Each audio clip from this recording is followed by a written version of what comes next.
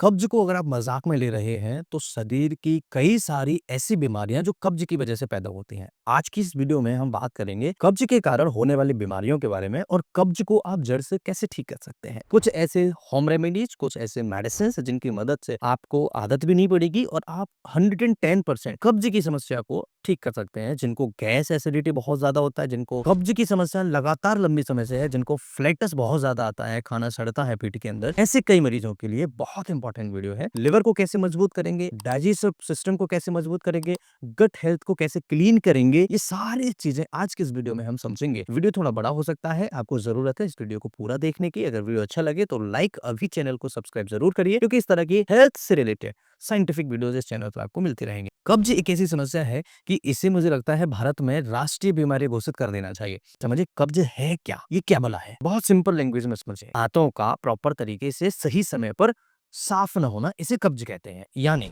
एक और समझिए, पेट साफ न होना एक ऐसी समस्या बनती जा रही है जिसमें मल सख्त हो जाता है और अंदर ही अंदर सूख जाता है। रोज शौच के लिए जाते हैं लेकिन जोर लगाना पड़ता है और पेट साफ नहीं होता। पेट में भारीपन रहता है, गैस रहती है। ऐसे लक्षण है जो आपको बता रहे हैं कि कब्ज हो चुका है। अगर ये लक्षण आपको हफ्ते या महीने तक बने रहे तो ये क्रॉनिक कॉन्स्टिपेशन कहलाता है, यानी क्रॉनिक कब्ज कहलाती है। अब आप इसे कैसे ठीक कर सकते हैं और क्यों होती है, ये समझना बहुत इंपॉर्टेंट है। सबसे पहला कारण, कब्ज के कई सारे कारण हो सकते हैं लेकिन उनमें से सबसे बड़ा कारण और पहला कारण है पानी की कमी होना शरीर के अंदर। कम पानी पीना, शरीर में पानी की कमी होगी तो मल सूख जाता है जिससे कब्ज होता है।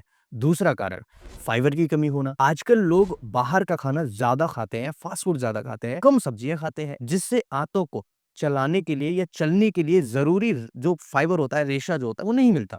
इसलिए स्टूल वहीं की वहीं रखा रहता है। तीसरा कारण, लाइफ स्टाइल, देर रात तक सोना, सुबह देर तक उठना, शौच की आदत को टालना, ये कब्ज का बहुत बड़ा कारण है, लोग समझ ही नहीं पाते हैं। चौथा कारण, तनाव, चिंता होना, यानी मानसिक तनाव से आंतों की गति, पैरालिसिस जो मूवमेंट होते हैं वो धीमी हो जाती है, ये भी एक कारण है। और पांचवा कारण, दवाइयां और हार्मोन्स का असंतुलन होना। जो पेन किलर्स आप ले रहे हैं, एंटीबायोटिक्स ले रहे हैं या थायराइड की दवाइयां ले रहे हैं, ये भी कब्ज की समस्या को बढ़ा सकती हैं। तो ये भी कुछ कारण है। आखिर छठवां कारण क्या है, कम शारीरिक गतिविधि, यानी कि फिजिकल एक्टिविटी का कम होना। जो लोग ज्यादा देर तक बैठते हैं, बैठे रहते हैं, ऑफिस में बैठे हुए हैं लेकिन चलना फिरना उनका कम है, यानी व्यायाम नहीं करते हैं, फिजिकल एक्टिविटी कम है, उनमें आंतों की गति कम हो जाती है, धीमी हो जाती है, इसलिए उनको ये प्रॉब्लम्स होती है। तो ये कुछ 6 कारण है जिनकी वजह से आपको कब्ज हो सकता है। आपको इनमें से कौन सा कारण है, कमेंट बॉक्स में मुझे जरूर लिखिए। कब्ज के नुकसान क्या है, कौन से समस्याएं और ज्यादा हो सकती हैं अगर कब्ज रहेगी तो। कब्ज सिर्फ पेट की बीमारी नहीं, इसे पूरे शरीर पर असर डालता है, ये बहुत इंपॉर्टेंट है।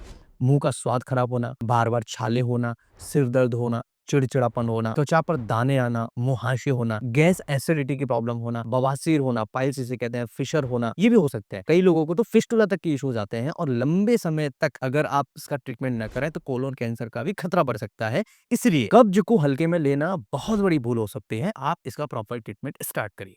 कैसे ठीक करेंगे, कुछ होम्योपैथिक मेडिसिन की मदद से हम इसे ठीक कर सकते हैं। होम्योपैथी में कब्ज को सिर्फ पेट की समस्या नहीं माना जाता, बल्कि यह शरीर की अंदरूनी समस्या है, अंदरूनी गड़बड़ है, जैसे कि पाचन शक्ति खराब होना, मानसिक तनाव या आदतों की प्रवृत्ति से जुड़ा माना जाता है। इसलिए कब्ज को प्रॉपर ठीक करना, कब्ज की बीमारी को ठीक करने के लिए आपको कुछ उपाय जरूर करने चाहिए और आप बड़ी इजीली इस समस्या को ठीक कर सकते हैं। होम्योपैथी में कुछ दवाएं हैं जिनसे आप डाइजेस्टिव सिस्टम को बैलेंस कर सकते हैं, ना कि लैक्सेटिव, यानी कि ऐसी चीजें जो आपके इंटेस्टाइन से चीजों को बाहर निकालती है, आपके इंटेस्टाइन को क्लीन करती है। होम्योपैथी में सबसे पहला मेडिसिन जिससे आपका डाइजेस्टिव सिस्टम मजबूत होता है, इवन इंटेस्टाइन से जो चीजें बाहर निकालनी है वो बड़ी इजीली निकल जाती हैं। 5 असरदार मेडिसिन के बारे में डिस्कशन करूंगा। सबसे पहली मेडिसिन नक्स भूमिका। 30 पोटेंशियल ले सकते हैं, 30 नहीं हो तो 200 ले सकते हैं। जो लोग देर रात तक काम करते हैं, ज्यादा कॉफी या मसाले खाते हैं और शौच की जो तीव्र इच्छा होती है लेकिन राहत नहीं मिलती है, मरीज को मोशन नहीं आता है, ऐसे लोगों में नक्स भूमिका बहुत इफेक्टिव माना जाता है, आपको जरूर लेना चाहिए। दूसरा मेडिसिन है ब्रायोनिया एल्वा। जिनका मल सूख जाता हो और बहुत ज्यादा उनको प्रॉब्लम आती हो मोशन करते समय, जैसे जले हुए कोयले की तरह बहुत ज्यादा ब्लैकिश देखने को मिलता है और सूखा सूखा सा आता है, कोयला जला हुआ देखा है आपने, ऐसा मल हो जाता है मरीज का, ब्रायोनिया बहुत इफेक्टिव मेडिसिन है। पेट में दर्द होता है, प्यास ज्यादा लगती है और गर्मी से परेशानी बढ़ जाती है, गर्मी बढ़ जाती है मरीजों में, तो ये समस्याएं जो है वो ब्रायोनिया एल्वा 30 पोटेंशियल से ठीक हो सकती है। 5 बूंद सुबह, 5 बूंद शाम को मरीज को देने से समस्याओं में आराम मिलता है। तीसरा मेडिसिन एल्यूमिना। 30 पोटेंसी, मल बहुत ज़्यादा सूखा और कड़ा हो जाता है। बूढ़े लोगों या गर्भवती महिलाओं में ये बहुत ज़्यादा देखने को मिलता है और उनके लिए ही ये मेडिसिन बहुत अच्छा मेडिसिन है।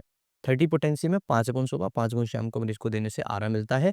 चौथा मेडिसिन है सल्फर, 200 पोटेंसी। सुबह उठते ही शौच की तीव्र इच्छा होती है, लेकिन शौच अधूरा-सा महसूस होता है। जैसे ही बैठेंगे, उनको लगेगा कि ठीक हो गया पेट साफ, लेकिन पेट साफ होता नहीं है। ऐसी कंडीशन में यानी अधूरा-अधूरा पेट साफ हुआ है, ऐसी कंडीशन में सल्फर बहुत इफेक्टिव मेडिसिन है। गर्म शरीर और खुजली की प्रवृत्ति लोगों में बढ़ जाती है।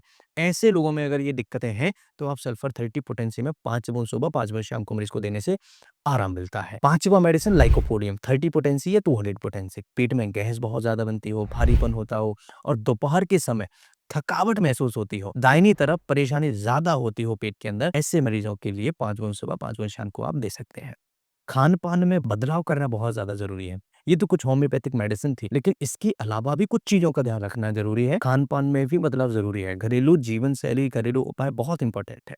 कब्ज़ से राहत के लिए कुछ आदतें अपनाएँ, जैसे सुबह उठते ही गुनगुना पानी पिएँ, रोज़ 2 से 3 लीटर पानी पिएँ, भोजन में फाइबर बढ़ाएँ, हरी पत्तेदार सब्जियाँ, फल फ्रूट्स लें, रोज़ाना 30 मिनट तक आप वॉकिंग करें, टहलना स्टार्ट करिए, फिजिकल एक्टिविटी रखिए, तनाव को कम करिए, देर रात तक सोना आप बंद करिए, थोड़ा जल्दी सोने की कोशिश करिए, प्रॉपर नींद लीजिए, हरी सब्जियाँ और त्रिफला का चूर्ण आप लीजिएगा।